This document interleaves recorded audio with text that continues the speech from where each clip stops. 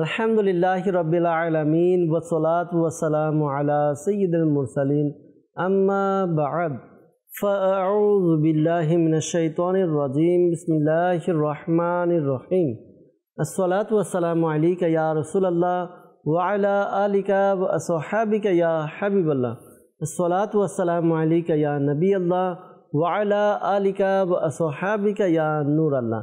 প্রিয় ইসলাম ভাইরা, কেমন আছেন? আশা করি আল্লাহ তাআলার দয়াতে ভালো আছেন, সুস্থ আছেন। আলহামদুলিল্লাহ, আরও একবার আপনাদের নিকট উপস্থিত হয়েছি মাদানী চ্যানেল বাংলার এই রবিউল আউয়াল ট্রান্সমিশনের একটি অংশ, একটি খুবই চমৎকার অনুষ্ঠান নিয়ে, যার নাম হচ্ছে রহমতের আহ্বান। দর্শকবৃন্দ, এই অনুষ্ঠানের মধ্যে আলহামদুলিল্লাহ আমরা চেষ্টা করছি প্রিয় নবী সাল্লাল্লাহু আলাইহি ওয়াসাল্লামের ওই সকল সাহাবা বা সাহাবিয়া রাদিয়াল্লাহু তাআলা আনহুম, তাদের নিয়ে আলোচনা করার জন্য, যাদের প্রিয় নবী সাল্লাল্লাহু আলাইহি ওয়াসাল্লামের আগমন ঘটেছে।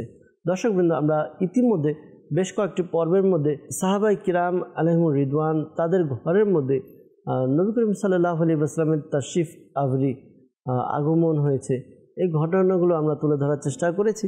আজকেও ব্যতিক্রম হবে না। একজন সাহাবিয়া রাদিয়াল্লাহু তাআলা আনহা এর আলোচনা করব, যার ঘরে আমার নবী, রহমতের নবী, রাহমাতুল লিল আলামিন নবী সাল্লাল্লাহু আলাইহি ওয়াসাল্লামের আলোচনা আমরা শ্রবণ করব ইনশাআল্লাহ আযজা ওয়া জাল। আসল অনুষ্ঠানের শুরুর দিকে আমাদের প্রিয় নবী রাহমাতুল লিল আলামিন সাল্লাল্লাহু আলাইহি ওয়াসাল্লামের উপর দুরূদে পাক পাঠ করার ফজিলত সম্বলিত হাদিসে মোবারকা শ্রবণ করব। রহমতে আলম, নূরে মুজাসসাম, শাহে বনি আদম, দু জাহানের সর্দার রাসূলুল্লাহ সাল্লাল্লাহু আলাইহি ওয়াসাল্লাম ইরশাদ ফরমান, যে ব্যক্তি আমার উপর প্রতিদিন সকালে 10 বার, সন্ধ্যায় 10 বার দুরূদে পাক পাঠ করে, কিয়ামতের দিন আমি তার সুপারিশ করব। সাল্লু আলাল হাবিব সাল্লাল্লাহু তাআলা আলা মুহাম্মদ সাল্লাল্লাহু তাআলা আলাইহি ওয়াসাল্লাম। দর্শকবৃন্দ, আমরা দেখছি অনুষ্ঠান রহমতের আহ্বান। দর্শকবৃন্দ, এই অনুষ্ঠানের মধ্যে আমাদের প্রিয় নবী রাহমাতুল লিল আলামিন সাল্লাল্লাহু আলাইহি ওয়াসাল্লাম যে সকল সাহাবায়ে কিরামের ঘরে গিয়েছেন, আমরা ইতিমধ্যে বিশেষ করে আমাদের নবী পাক সাল্লাল্লাহু আলাইহি ওয়াসাল্লামের সর্বপ্রথম যে ঘরে আগমন, তা হচ্ছে তার নিজের ঘর, তারপর আব্দুল্লাহ রাদিয়াল্লাহু তাআলা আনহুর ঘর, এরপরে হচ্ছিল দুধমা হালিমা সাদিয়া রাদিয়াল্লাহু তাআলা আনহা, তার ঘর।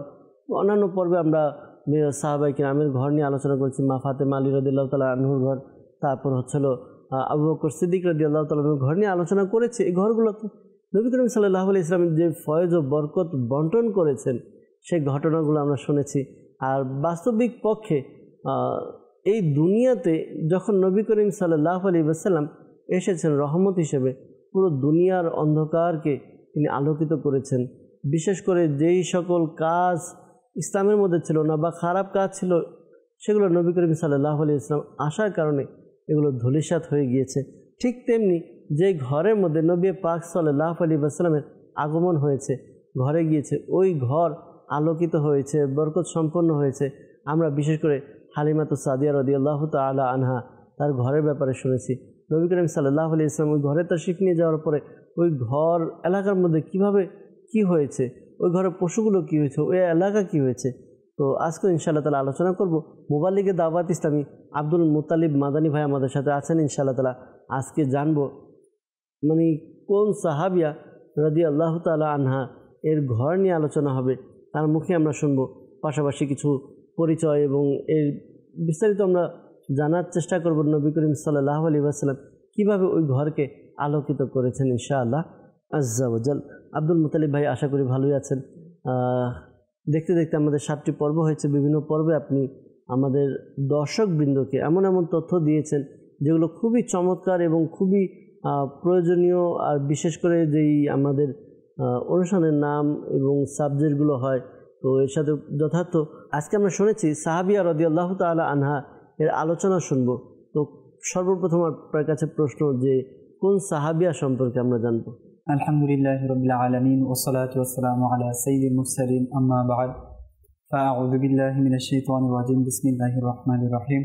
বিশেষত মাদানী চ্যানেলের স্ক্রিনের সামনে যারা আছে তাদেরকে আবারও মোবারকবাদ জানাই যে একে একে আমাদের সামনে থেকে রবিউল আউয়ালের দিনগুলো যাচ্ছে এবং মাদানী চ্যানেল থেকে আমরা ফয়েজ নিচ্ছি এবং হুজুর সাল্লাল্লাহু আলাইহি ওয়াসাল্লামের জীবনী শুনছি এবং তার সাথে রিলেটেড যে সকল মহান ব্যক্তিবর্গ ছিল তাদের জীবনী শোনার সৌভাগ্য অর্জন করছি। তন্মধ্যে আজ একজন হচ্ছেন যার নাম ইতিহাসের পাতায় স্বর্ণ অক্ষরে লেখা, এবং সেই মহিলা, সেই সাহাবী রাদিয়াল্লাহু তাআলা আনহার হুজুর সাল্লাল্লাহু আলাইহি ওয়াসাল্লামের যে সুরত রয়েছে, যে আকৃতি রয়েছে, যে সৌন্দর্য রয়েছে, যে সকল ব্যক্তিবর্গ বর্ণনা করেছেন তাদের মধ্যে অন্যতম একজন হচ্ছেন এই মহিলা সাহাবিয়া রাদিয়াল্লাহু তাআলা আনহা। তার নাম হচ্ছে উম্মে মাবাদ আতিকা। উম্মে মাবাদ হচ্ছে উপনাম আর মূল নাম হচ্ছে আতিকা। আতিকা। জি দর্শকবৃন্দ, মাশাআল্লাহ আমরা শুনলাম আজকে ওই সাহাবিয়া রাদিয়াল্লাহু তাআলা আনহার ব্যাপারে আমরা আলোচনা শুনবো, যিনি নবী পাক সাল্লাল্লাহু আলাইহি ওয়াসাল্লামের সৌন্দর্য বর্ণনা করেছেন। আমরা বিভিন্ন কিতাব ঘাটলে বা রিসার্চ করলে দেখি নবী করিম সাল্লাল্লাহু আলাইহি ওয়াসাল্লামের সৌন্দর্য আমরা শ্রবণ করি বা আমরা অধ্যয়ন করি। যারা সৌন্দর্য বর্ণনা করেছেন তাদের মধ্যে অন্যতম উম্মে মাবাদ রাদিয়াল্লাহু তাআলা আনহা, এর আলোচনা শুনবো মাশাআল্লাহ। আব্দুল মুতালিব ভাই, আসবো যে সাহাবিয়া রাদিয়াল্লাহু তাআলা আনহার ঘরে নবী করিম সাল্লাল্লাহু আলাইহি ওয়াসাল্লাম তাশরিফ নিয়ে গিয়েছেন, এটার সূত্রপাত বা এটার মানে কি কারণে গিয়েছেন, কিভাবে গিয়েছেন? আমরা হুজুর সাল্লাল্লাহু আলাইহি ওয়াসাল্লামের হিজরতের বিষয়টি জানি এবং এটা ইতিহাসের মধ্যে অন্যতম একটি বিষয় এবং আল্লাহ তাআলার আদেশ ছিল। হুজুর সাল্লাল্লাহু আলাইহি ওয়াসাল্লাম যখন মক্কার অমুসলিমদের অত্যাচার, যে নির্যাতন নিপীড়ন এত বেশি পরিমাণে বেড়ে গিয়েছিল, তখন সাহাবায়ে কেরামদের আদেশ দিয়েছিলেন যে তোমরা হিজরত করে চলে যাও। প্রথমত সাহাবায়ে কেরাম আলাইহিমুর রিদওয়ানগণ নাজ্জাশ সেই অঞ্চলে চলে যান, বা হাবশ সেই অঞ্চলে, এখন বর্তমান যেটা ইথিওপিয়া। তো পরবর্তীতে হুজুর সাল্লাল্লাহু আলাইহি ওয়াসাল্লাম বলেন যে এখন তোমরা মদিনায় চলে এসো। আর হুজুর সাল্লাল্লাহু আলাইহি ওয়াসাল্লামের উপরও আদেশ চলে এলো যে আপনি মদিনায় হিজরত করেন। আর এই হিজরতের বিষয়টির ব্যাপারে যদি বলি সোহেল ভাই, যে এটা শুধু এখন থেকে নয়, বরং পূর্ববর্তী কিতাবগুলোর মধ্যে হুজুর সাল্লাল্লাহু আলাইহি ওয়াসাল্লামের যে হিজরত হবে সেই বিষয়টি বর্ণিত ছিল।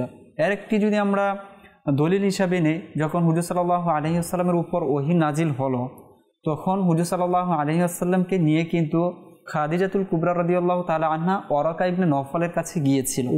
তখন তিনিও কিন্তু এই ভবিষ্যৎবাণী করেছিল যে তার আত্মীয় স্বজন যারা রয়েছে বা এখানে যারা রয়েছে, হুজুর সাল্লাল্লাহু আলাইহি ওয়াসাল্লামকে কি করবেন, তার উপর অত্যাচার করবে, তিনি এখানে থাকতে পারবেন না, তিনি হিজরত করবেন।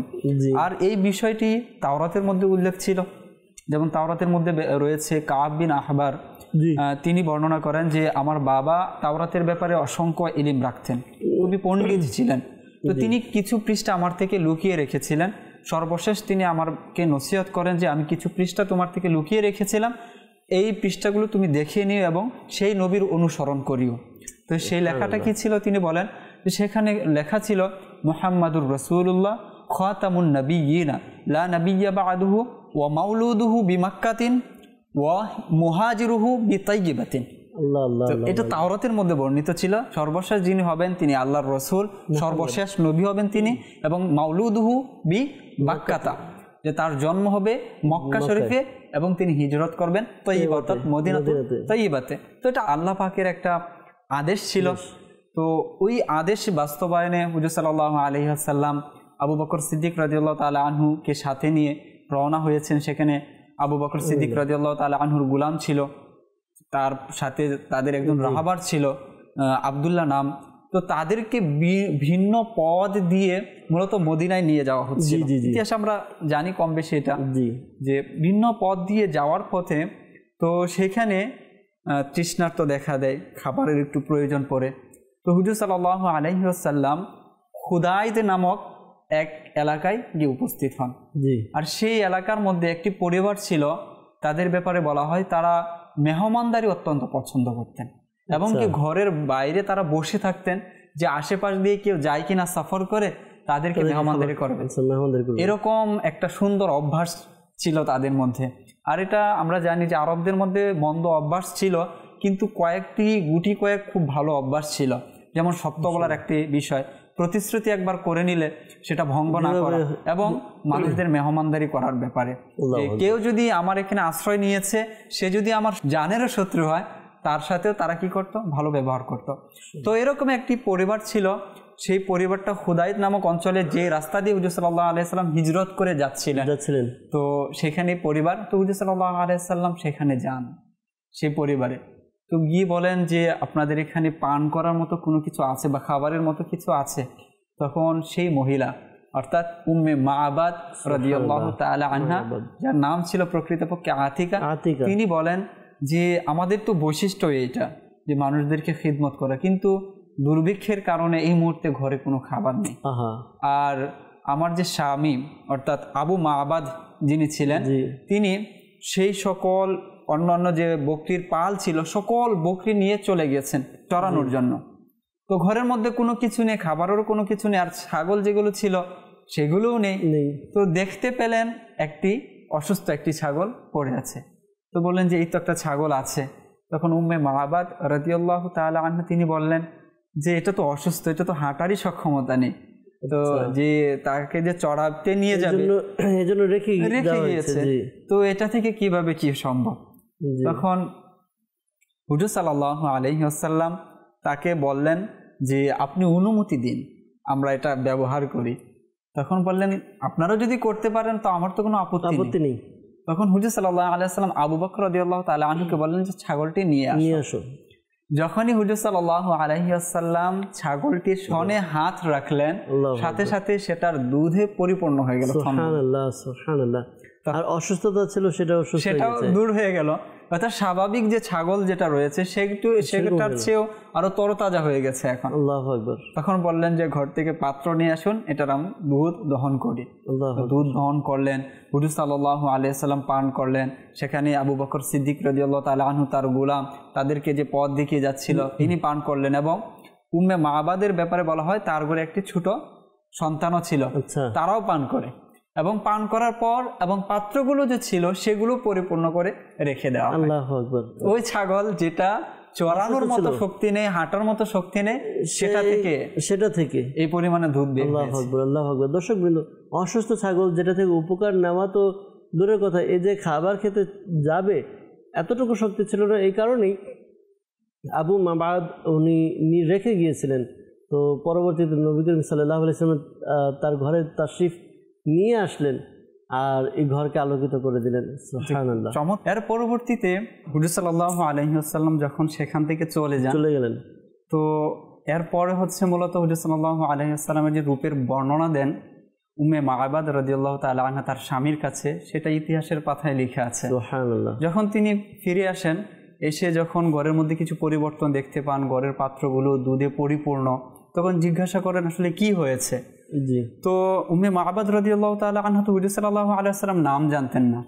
তখন তিনি হুজুর সাল্লাল্লাহু আলাইহি ওয়াসাল্লামের আগমনের কারণে যে বরকত প্রকাশ পেল, যে রহমতের আগমনে যে চারদিক পরিবর্তন হয়ে গেল, তো নিজ থেকে একটা নাম দিয়ে দিলেন, নাম হচ্ছে মুবারক। মুবারক, জি, মাশাআল্লাহ। অর্থ হচ্ছে বরকতময়। অর্থাৎ আমার ঘরে যে এসেছিল সে বরকতময়, বরকতওয়ালা। জি, বরকতওয়ালা। তিনি হুজুর সাল্লাল্লাহু আলাইহি ওয়াসাল্লামের রূপের বর্ণনা এভাবে দিলেন আবু মাআবাদ রাদিয়াল্লাহু তাআলা আনহুকে। উম্মে মাআবাদ রাদিয়াল্লাহু তাআলা আনহা তিনি বলেন যে ক্বালাত রাআইতু রাজুলান ওয়াসিমুন কাসিমুন ফি আইনাইহি দাজুন ওয়া ফি আসফারিহি ওয়াতফুন। সংক্ষিপ্তভাবে এখানে বর্ণনা করা হয়েছে, তবে এত বিস্তারিত ডিটেল যে সম্পূর্ণ যে হাদিসটা উলামায়ে কেরামগণ এর অনুবাদ এভাবে করেছেন যে তার সৌন্দর্য ছিল স্পষ্ট। অর্থাৎ যে আমার ঘরে এসেছিল, যার নাম আমি মুবারক রেখেছি, তার সৌন্দর্য ছিল স্পষ্ট, মুখমণ্ডল ছিল মনোরম, দেহ আকৃতি ছিল সুদর্শন। আল্লাহু আকবার। না ছিল বড় পেটের ত্রুটি, না ছিল ছোট মাথার কোনো খুঁত। অর্থাৎ অনেকের মাথা ছোট হয়, মানে এই ধরনের কোনো খুঁত ছিল না। তিনি ছিলেন অতি সুন্দর, চক্ষু ছিল চমৎকার ও আকর্ষণীয়, চোখের পল্লব ছিল কালো ও ঘন, কণ্ঠস্বর ছিল গম্ভীর ও মধুর, গ্রীবা ছিল উঁচু ও সুদৃঢ়, দাড়ি মুবারক ছিল ঘন, ভ্রু ছিল সূক্ষ্ম ও একে অপরের সাথে যুক্ত। আল্লাহু আকবার। নীরব থাকলে আভিজাত্য প্রকাশ পেত। সুবহানাল্লাহ। আর যখন মুখমণ্ডল দিয়ে কথা বলতেন তখন সেটা ভরে উঠত মর্যাদা ও সৌন্দর্যে। আল্লাহু আকবার। তিনি ছিলেন সকলের তুলনায় শ্রেষ্ঠ রূপে মনোহর, দূর থেকে ও নিকট থেকে সমভাবে সুদর্শন ও আকর্ষণীয়। কাছে কিংবা দূরে আপনি যেখান থেকে দেখেন সেটা হচ্ছে সমান সৌন্দর্যের অধিকারী। বাক্যভঙ্গি ছিল মিষ্টি, কথোপকথন ছিল সুস্পষ্ট ও পরিষ্কার, না ছিল তাতে কোনো নিরর্থকতা, না ছিল অশ্লীলতা। তার মুবারক মুখ হতে যখন শব্দ বের হতো তা যেন মুক্ত ঝরে পড়তো, দেহের উচ্চতা ছিল মধ্যম, না এত দীর্ঘ যে অতিরিক্ত লম্বা হয়ে যায়, না এত খর্ব যে চোখে তুচ্ছ মনে হয়, যেন দুটি সবুজ সতেজ ডালের মাঝখানে এক দুলতে থাকা কোমল ডাল। আল্লাহু আকবার। যা একে মনোরম ও মর্যাদাপূর্ণ দৃশ্য। তার সেবক ও সঙ্গীরা সর্বদা চারপাশে পরিবৃত থাকত।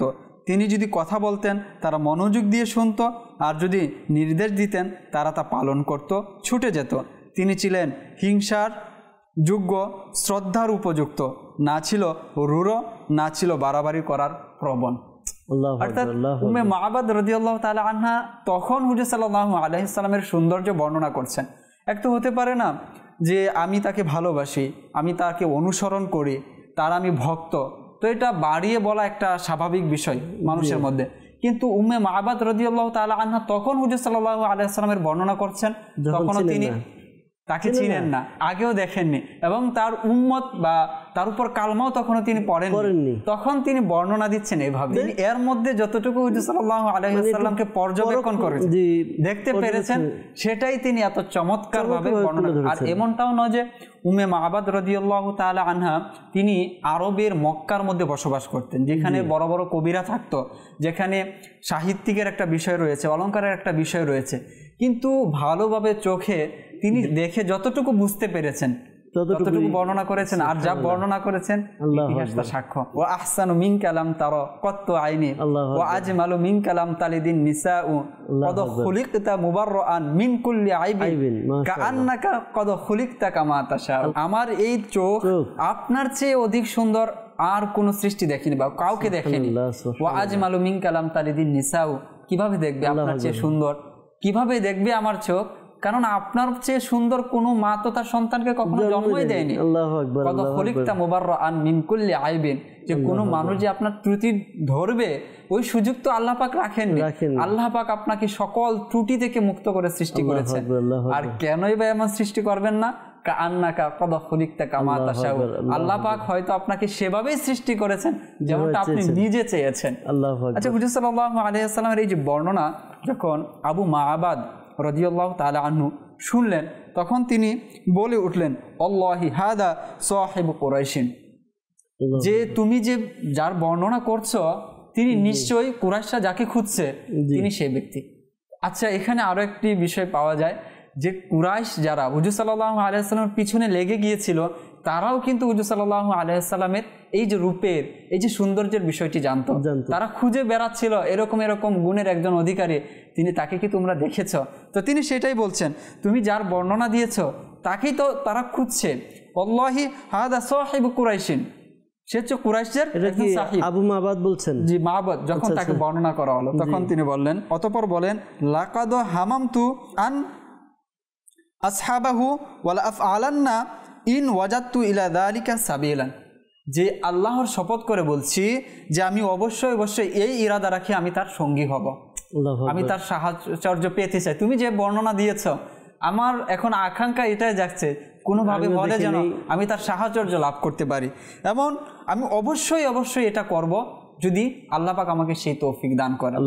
অতঃপর তারা স্বামী স্ত্রী উভয়ে মদিনার দিকে রওনা হয়ে গেলেন এবং সেখানে গিয়ে তারা ইসলাম ধর্ম গ্রহণ করেন। তাওরাতের মধ্যে নাম ছিল যে মুহাম্মাদুর রাসূলুল্লাহ খাতামুন নাবিয়্যিন লা নাবিয়্যা বা'দাহু। তো মুহাম্মদ এটা তো আল্লাহ পাকের পক্ষ থেকে হুজুর সাল্লাল্লাহু আলাইহি ওয়াসাল্লামের নাম রাখা হয়েছে। আর এই সৌন্দর্যের বর্ণনাও শুনলাম। আর এই মুহাম্মদ শব্দের অর্থ উলামায়ে কেরামগণ এইভাবে বলেন যে আল মুহাম্মাদুল্লাযী ইউহমাদু হামদান মাররাতান বা'দা মাররাতিন, মুহাম্মদ তাকেই বলা হয় যার প্রশংসা করা হয় একের পর এক একের পর এক, ধারাবাহিকভাবে চলতেই থাকে প্রশংসা। আর কেমন প্রশংসা এটা? আল্লাহ পাক হুজুর সাল্লাল্লাহু আলাইহি ওয়াসাল্লামের প্রশংসা কোথায় রাখেননি? নামাজ, আজান, দুরুদ, যেখানেই বলি যে উলামায়ে কেরামগণ তো এটাই বলেন যে আল্লাহ পাকের রুবুবিয়্যাত যতক্ষণ থেকে প্রকাশ পেয়েছে তখন থেকে হুজুর সাল্লাল্লাহু আলাইহি ওয়াসাল্লামের প্রশংসা চলমান রয়েছে। আল্লাহ হুজুর রাহমাতুল্লাহ আলাইহি বলেন না যে আল্লাহ পাক নামও এমন রেখেছেন যে কেউ যদি পছন্দ নাও করে, চুমু নাও দিতে চায় নামে, তাহলে নামই এমন রয়েছে যে তাকে দুইবার চুমু দিতে হবে এক নাম নেওয়ার সময়। যে নামের শুরুতে মিম যখন বললেন তখন অবশ্যই দুটি ঠোঁট একসাথে হবে, আবার যখন হায়ের পর মিমে গিয়ে আপনি পৌঁছাবেন সেখানেও গিয়ে হবে, আপনার দুটিতে স্পর্শ করবে। আল্লাহু এই আকবার। একই নামের মধ্যে দুইবার চুমু দেওয়া হচ্ছে। আল্লাহু আকবার, আল্লাহু আকবার। আচ্ছা, উলামায়ে কেরামগণ এর আরো একটি অর্থ এরকম করেন যে মুহাম্মদ তাকেই বলা হয় আল্লাযী কাসুরাত খিসালুহুল মাহমুদাতু, যে মুহাম্মদ তাকেই বলা হবে যার অসংখ্য প্রশংসনীয় গুণাবলী রয়েছে। যেমনটা উম্মে মা'বাদ রাদিয়াল্লাহু তাআলা আনহা এক কথার মধ্যে অসংখ্য গুণাবলী একবারে বর্ণনা করে দিয়েছেন, যেগুলো হুজুর সাল্লাল্লাহু আলাইহি ওয়াসাল্লাম শুধু বাহ্যিক গুণাবলী, যেগুলো শুধু দেখার মধ্যে এসেছে। দর্শক আসলে ভাবার বিষয় এবং চিন্তার বিষয় যে নবী পাক সাল্লাল্লাহু আলাইহি ওয়াসাল্লামকে কিভাবে সৃষ্টি করা হয়েছে, কিভাবে দুনিয়াতে পাঠিয়েছেন, আমাদের দিয়ে কিভাবে প্রশংসা করিয়েছেন। দুনিয়াতে আগমন থেকে শুরু করে নবী করিম সাল্লাল্লাহু আলাইহি ওয়াসাল্লাম যখন দিনকে পরিপূর্ণ করে দুনিয়া থেকে বাহ্যিকভাবে বিদায় নিয়েছেন, ততক্ষণ পর্যন্ত সাহাবায়ে কিরাম থেকে নিয়ে এখনও পর্যন্ত আমরা নবী পাক সাল্লাল্লাহু আলাইহি ওয়াসাল্লামের শান শওকত প্রশংসা করেই যাচ্ছি। এমন কোনো মুহূর্ত নেই বা এমন কোনো নেই যে নবী করিম সাল্লাল্লাহু আলাইহি ওয়াসাল্লামের শান মানের মর্যাদা কমছে, এই জিনিসটা না, সর্বদা চলছে। আর নবী পাক সাল্লাল্লাহু আলাইহি ওয়াসাল্লামের ব্যক্তিত্ব ছিলই এমন, নবী করিম সাল্লাল্লাহু আলাইহি ওয়াসাল্লামের সত্তাটা এমন ছিল, আল্লাহ তাআলা এমন সত্তা হিসেবে পাঠিয়েছেন। আল্লাহ তাআলা আমাদেরকে নবী পাক সাল্লাল্লাহু আলাইহি ওয়াসাল্লামের প্রশংসা করার তৌফিক দান করুক। যে বিষয়টি আলোচনা করছিলেন, জি, হুজুর সাল্লাল্লাহু আলাইহি ওয়াসাল্লাম বা রহমতের আহ্বান যে আমাদের নাম, তো সেই ঘরের মধ্যে যে রহমতের যে আগমন ঘটেছিল, রহমতের তাদের ভাগ্যে যে রহমত ছিল সেটা তো প্রকাশ পেয়ে যায়, তারা ইসলাম ধর্ম গ্রহণ করেন। ছাগল যেটি ছিল, যা হুজুর সাল্লাল্লাহু আলাইহি ওয়াসাল্লাম যেটাকে স্পর্শ করেছিলেন, সেই ছাগলের ব্যাপারে বলা হয় যে যখন আবু বকর সিদ্দিক রাদিয়াল্লাহু তাআলা আনহুর শাসনামল চলছিল, তো তিনি যখন খলিফা হন তখনও পর্যন্ত সেই ছাগলটি হায়াতের মধ্যে ছিল। আমরা যদি একটি ছাগলের গড় আয়ু জানি তো দেখবো খুবই সামান্য কয়েক বছর ছাগলের আয়ু থাকে। তো হুজুর সাল্লাল্লাহু আলাইহি ওয়াসাল্লাম হিজরত করে যাচ্ছেন, হিজরত করেছেন মদিনায় 10 বছর সেখানে ছিলেন। এর আগেও ছাগলের বয়স অলরেডি হয়ে গেছে, সেখানে আবার কি 10 বছর, সেখানে তো 10 বছর গেল, এদিকে আবার আবু বকর সিদ্দিক রাদিয়াল্লাহু তাআলা আনহুর খিলাফতের সময় চলছে। তো তখনও বলেন যে সেই ছাগলটি তখনও জীবিত ছিল। এমনকি যখন আমুর রফাদা বা দুর্ভিক্ষ খুব কঠোর একটা অবস্থা ছিল দেখা দেয়, তখনও পর্যন্ত এই উম্মে মা'বাদ এবং আবু মা'বাদ তার উভয়ে যখন কোনো কিছুই পাওয়া যাচ্ছিল না খাবারের, তখনও তারা সেই ছাগল থেকে দুধ দুহাতো।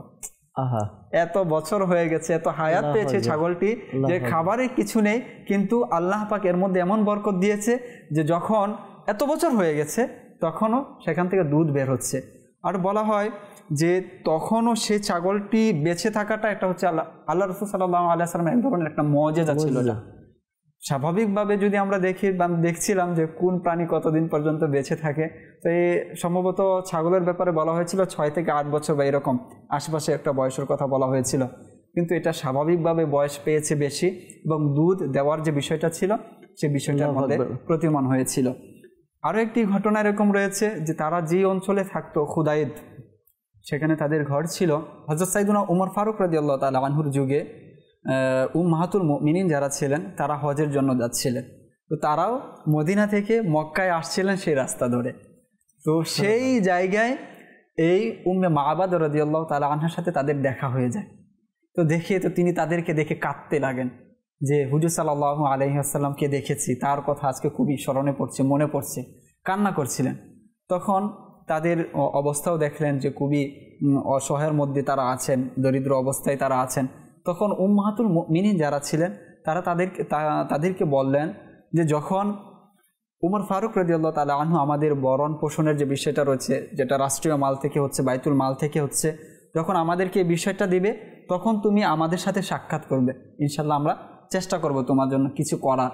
অতঃপর তিনি সেই সময় গিয়ে পৌঁছান। আর উম্মাহাতুল মুমিনিন যারা ছিলেন তাদেরও এখানে দানশীলতার বিষয়টি আসে যে প্রত্যেকে 50 দিনার করে তাকে দিয়েছিলেন, অর্থাৎ সেই যুগেও 350 দিনার তাকে প্রদান করেছিলেন যেন তার জীবনবার চলে যায়। তো এক হুজুর সাল্লাল্লাহু আলাইহি ওয়াসাল্লামের সাথে তাদের সাক্ষাৎ হওয়া তাদের ইহকালীন জীবনের পরিবর্তন এবং পরকালীন জীবনের পরিবর্তন চলে আসে। তাদের ভাগ্য তো পরিবর্তন, তারা মদিনাতে গিয়ে ইসলাম ধর্ম গ্রহণ করেছে। দেখুন নবী করিম সাল্লাল্লাহু আলাইহি ওয়াসাল্লামের কোথাও যাওয়া বরকতময়। আসলে এটা নিয়ে আমরা প্রায় সময় বলে থাকি বিভিন্ন অনুষ্ঠানে, নবী করিম সাল্লাল্লাহু আলাইহি ওয়াসাল্লাম নিজেই বরকত। নবী করিম সাল্লাল্লাহু আলাইহি ওয়াসাল্লাম যেখানে যাবে সেখানে তো বরকত অবশ্যই হবে। উম্মে মা'বাদ রাদিয়াল্লাহু তাআলা আনহা তার ব্যাপারে আমরা শুনলাম, তার ঘটনা শুনলাম, কিভাবে বরকতময় হয়েছে ওই ঘর, যে কতদিন পরও ওই ছাগল যে ছাগি ছিল সে দুধ দিত। আল্লাহ তাআলা আমাদেরকে বোঝার তৌফিক দান করুক। দর্শকবৃন্দ, আমরা অনুষ্ঠান নিয়ে চলছি রহমতের আহ্বান। এই অনুষ্ঠানের মধ্যে আজকের পর্বে উম্মে মাবাদ রাদিয়াল্লাহু তাআলা আনহার জীবনী নিয়ে, জীবনী বলতে তার ঘরে যে নবী করিম সাল্লাল্লাহু আলাইহি ওয়াসাল্লাম তাশরিফ নিয়ে এনেছেন, এরপর যে ঘটনাগুলো ঘটেছে এই বিষয়গুলো আমরা জানার চেষ্টা করলাম। আল্লাহ তাআলা আমাদেরকে কবুল করুক। আল্লাহ তাআলা আমাদেরকে ওই নবী করিম সাল্লাল্লাহু আলাইহি ওয়াসাল্লামের জীবনী জানা, এগুলো থেকে শিক্ষা গ্রহণ করা আল্লাহ তাআলা তৌফিক দান করুক। ইনশাআল্লাহ তাআলা আগামী পর্বে আমরা আবারও এক সাহাবী অথবা সাহাবিয়া রাদিয়াল্লাহু তাআলা আনহা তাদের জীবনী নিয়ে আলোচনা করব ইনশাআল্লাহ তাআলা। ততক্ষণ পর্যন্ত ভালো থাকি, সুস্থ থাকি, মাদানী চ্যানেলের সঙ্গেই থাকি। সাল্লু আলাল হাবিব সাল্লাল্লাহু তাআলা আলা মুহাম্মদ সাল্লাল্লাহু তাআলা আলাইহি ওয়াসাল্লাম।